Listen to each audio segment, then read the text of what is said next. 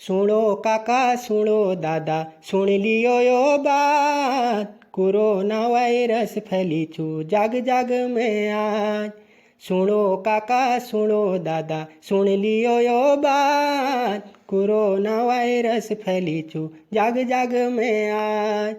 मेरी ठुली जा मेरी वो दीदी सुन लियो पुकार, नान तीनों को ख्याल करिया जन जाया तुम बिहार।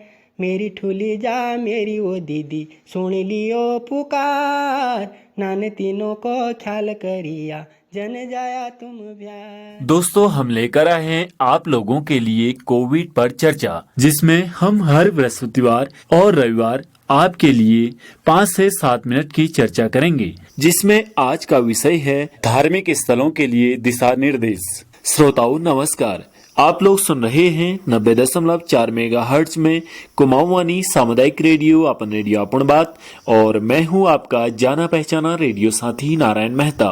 कोरोना महामारी को ध्यान में रखते हुए समुदाय के हित एवं सुरक्षा के लिए यह कार्यक्रम प्रसारित किया जा रहा है। धार्मिक प्रतिष्ठानों में पूजा करने और आध्यात्मिक संतुष्टि के लिए लोग बड़ी तादाद में जाते हैं।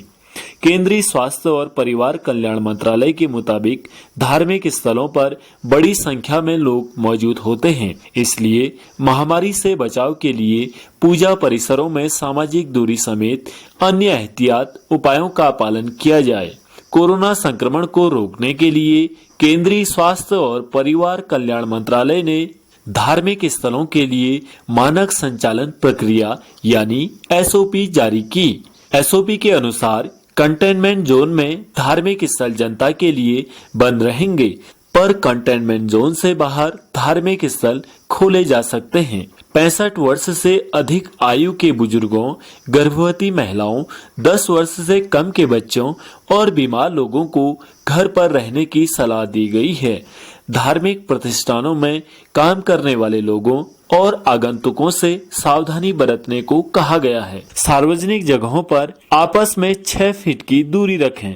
चेहरे को मास्क या फेस कवर से ढकना अनिवार्य है। देखने में गंदे न होने पर भी साबुन पानी से बार बार 40 से 60 सेकंड तक हाथ धोएं। अल्कोहल वाले सैनिटाइजर से कम 20 सेकंड तक हाथ साफ करें। छींकने या खांसते समय मुंह को रुमाल, टिश्यू पेपर या कोहनी से ढका जाना चाहिए। अपनी सेहत पर नजर रखें। बीमारी के लक्षण होने पर राज्य या जिले की हेल्पलाइन से संपर्क करें। सार्वजनिक जगहों पर थूकने की सख्त मनाही है।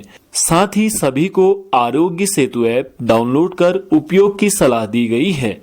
धार्मिक प्रतिष्ठानों को खास एहतियात सुनिश्चित करनी है, जिसमें प्रवेश द्वार पर हैंड हाइजीन के लिए सैनिटाइजर डिस्पेंसर और थर्मल स्कैनिंग जरूरी है।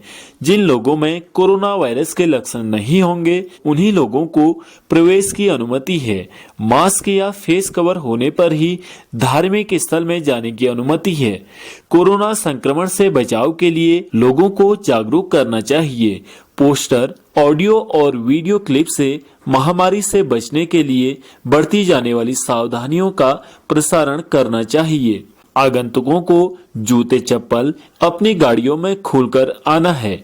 जरूरत पड़ने पर जूते चप्पल को निर्धारित जगह पर खुद रखना है। साथ ही धार्मिक जगहों में प्रवेश और बाहर निकलने के लिए अलग अलग दरवाजे का इंतजाम होना चाहिए। प्रवेश के लिए लगी लाइन में कम से कम 6 फीट की दूरी होनी चाहिए। धार्मिक जगहों पर मूर्तियां और पवित्र पुस्तकों को छूने की अनुमति नहीं है। साथ ही सामूहिक प्रार्थना से बचना चाहिए। प्रसाद और पवित्र जल के छिड़काव की अनुमति नहीं है। प्रार्थना के लिए दरी न बिछाएं। श्रद्धालुओं को अपनी चटाई, आसन या कपड़ा लेकर खुद आना है। चढ़ावा कैश में देने की जगह डिजिटल ट्रांसफर को प्राथमिकता दें। गायन समूह की मनाही है, इसकी जगह रिकॉर्डेड भजन बजाए जा सकते हैं। भीड़ भाड़ से बचना चाहिए। परिसर और पार्किंग एरिया में सोशल डिस्टेंसिंग का पालन कराने के लिए कर्मचारियों को ड्यूटी पर लगाना चाहिए। परिसर की दुकान, स्टॉल, कैफेटेरिया, में सोशल डिस्टेंसिंग का पालन होना चाहिए। सामुदायिक रसोई, लंगर का खाना बनाते और बांटते समय दूरी का ख्याल रखना चाहिए। धार्मिक स्थलों के फर्श दिन भर में कई बार साफ हों। समय समय पर शौचालयों और हाथ पैर धोने की जगहों की साफ सफाई हो। एयर कंडीशन का तापमान 24 से 30 डिग्री सेंटीग्रेड के बीच होना चाहिए। धार्मिक स्थलों मसलन मंदिर, गुरुद्वारा, मस्जिद और चर्च में बड़ी तादाद में लोग जाते हैं। कोरोना संक्रमण से बचाव के लिए भीड़ भाड़ वाली जगहों पर सावधानी बरतने की जरूरत है। हमें अपने व्यवहार में कुछ चीजों को शामिल करना चाहिए, मसलन चेहरा कवर करने के लिए फेस मास्क का उपयोग, सोशल डिस्टेंसिंग का पालन करना, साफ सफाई अपनाना, हाथों को लगातार धोते रहना। अच्छी आदतें अपनाकर ही हम कोरोना संक्रमण से बच सकते हैं। साथियों, इन्हीं सब बातों के साथ अभी अपने रेडियो साथी नारायण मेहता को दीजिए इजाजत। नमस्कार। सुनते रहें कुमाऊं वाणी, अपन रेडियो अपन बात।